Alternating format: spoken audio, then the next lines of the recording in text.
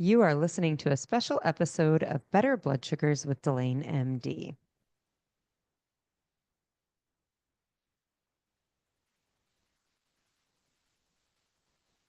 Hey there, and welcome to the podcast. I'm glad you're here and I'm glad you're taking some time for you and your health. And as always, I feel really privileged that you're spending this time with me.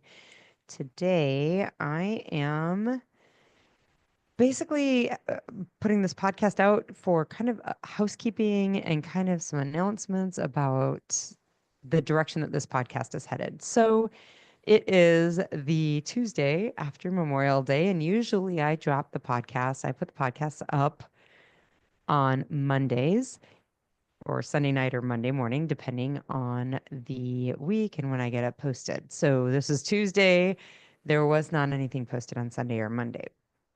So I want to talk a little bit about the direction that this podcast is going. Before I do, I want to talk about the warning that I always give for people listening who have diabetes and are medicated for their diabetes to let them know that if they make the changes, the dietary changes that I recommend in this podcast and these episodes, that you're going to need to be really careful with the meds you're taking. So, what you really need to do is contact the provider who has prescribed the meds that you're taking and ask them how they want you to share your blood sugar logs with them.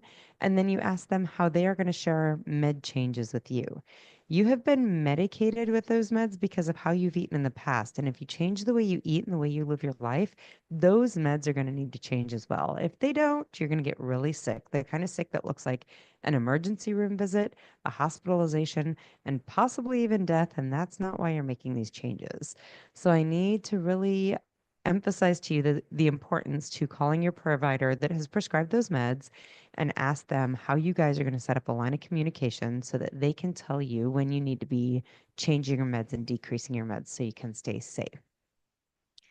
So, moving forward, this podcast is really going to be focused more on healthy living and is probably going to be posted less frequently.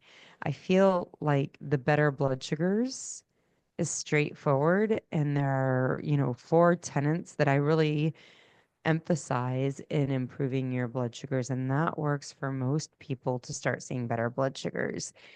And I feel like there's not a lot of new information out there regarding that. And so in order to keep it more intriguing, I want to move to kind of generally how to start living healthy in a natural way, in a non-medicated way.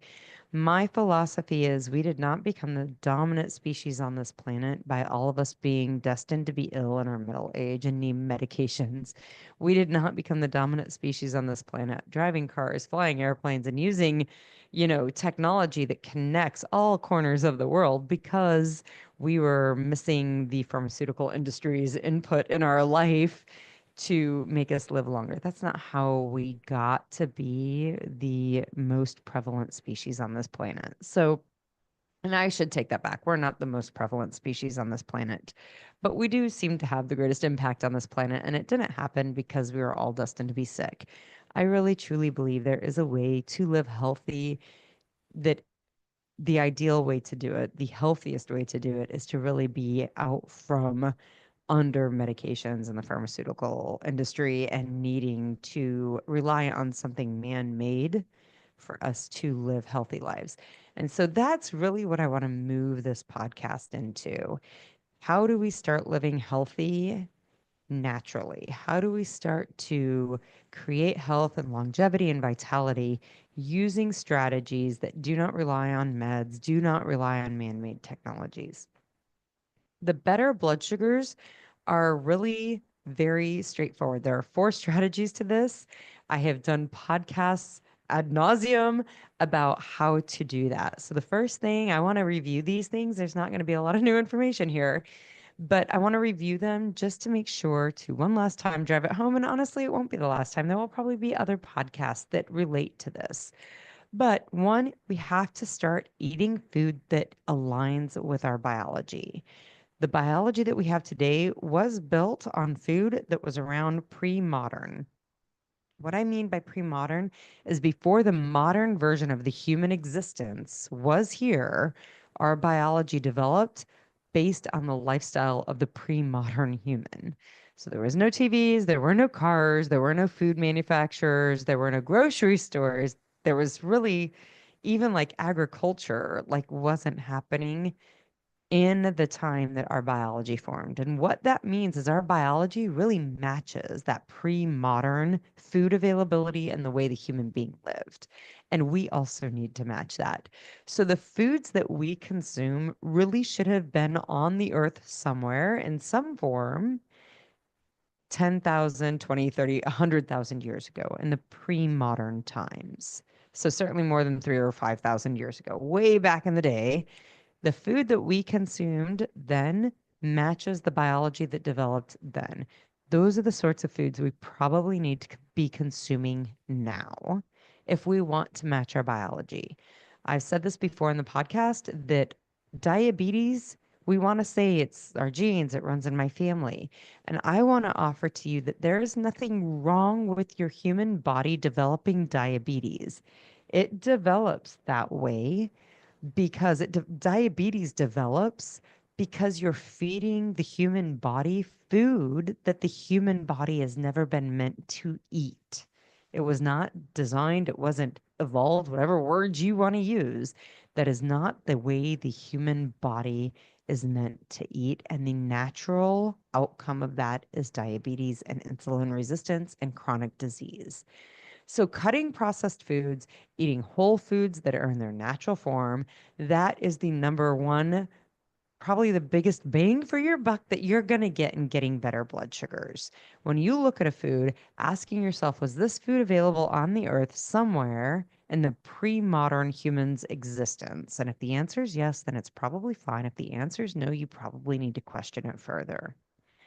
The second component that I feel is the most powerful tool that we humans have to reversing our diabetes and seeing better blood sugars is to build bigger muscles, lift heavy shit. That is the second most important thing that we can do. This means I don't want you to be miserably sore or injure yourself, but really your muscles should be a little burny the next day after you lift weights. Yes, cardiovascular is important. I always think, you're not going to outrun a pizza, but cardiovascular fitness and cardio is great for your lungs. It's great for your heart, and it's really, really good for your soul. And you need that, but you also need to lift weights, lift heavy things so that you build bigger muscles. Your muscle is the primary space that your body stores glucose outside of the bloodstream. And if the glucose is not in the bloodstream, then your blood sugars aren't high. One, two, you're not sending a message to your pancreas to make more insulin to pull that blood sugar down. All of this leads to better metabolic health. These are all good things, and bigger muscles are a key component of that. So start lifting heavy shit, start building bigger muscles. If you only have 10 minutes to devote to physical activity today, 10 minutes should go to building muscle. There is very clear evidence that that is where we should be putting our efforts. The third component or the third and the fourth, and really, I don't know which one's more important, but I think they're both very important. One is sleep and one is stress. Sleep is very important. We know that we can sleep deprive a metabolically healthy human, and over 1 week of sleep deprivation, we can create insulin resistance in the range that leads to like an A1C in the pre-diabetic range.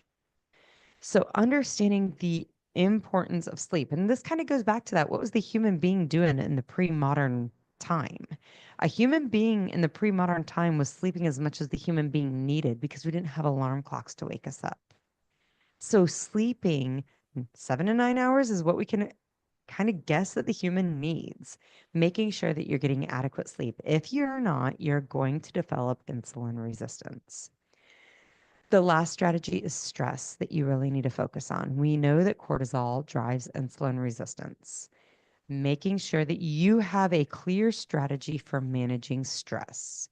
That is the fourth component to normalizing your blood sugars, to reversing your diabetes, to seeing better blood sugars.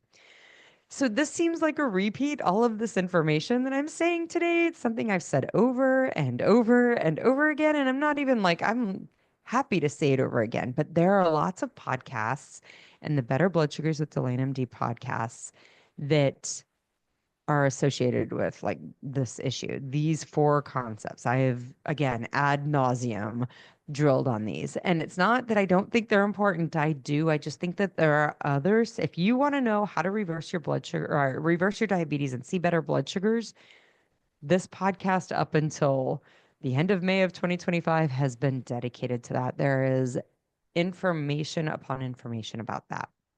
However, if you're wanting to learn some other ways, you've already done that. You're seeing better blood sugars. I get emails all the time about people who have changed their blood sugars and changed their health. If you're wanting to know ways to up level from there, that's really what I'm going to move to in this podcast. If you know that you're struggling with, I know I shouldn't eat this, but I do it anyway, that's a coaching issue. There's not more information that I'm going to give you about that. That's something you're going to have to work with a coach on. You can contact me at DelaneMD. I'm happy to help you with that. Certainly, there are plenty of other coaches out there that do similar work. This podcast is going to start being released on a every 2 weeks to every month basis. I will be out of town this weekend, so this podcast will go out now, and there probably won't be another podcast that goes out until mid-June. Feel free to email me questions. Again, Delane@DelaneMD.com. I'm happy to answer any questions. I'm happy to consider topics for podcast ideas. I want you to understand that the old podcasts are going to stay. They're going to be there. So don't worry about not having that information. It's there. If you ever need anything, don't hesitate to reach out to me. I'm happy to help with anything. Until next time, though, I want you to keep making the choices for your longevity, your vitality, and your health. Keep listening and let me know if you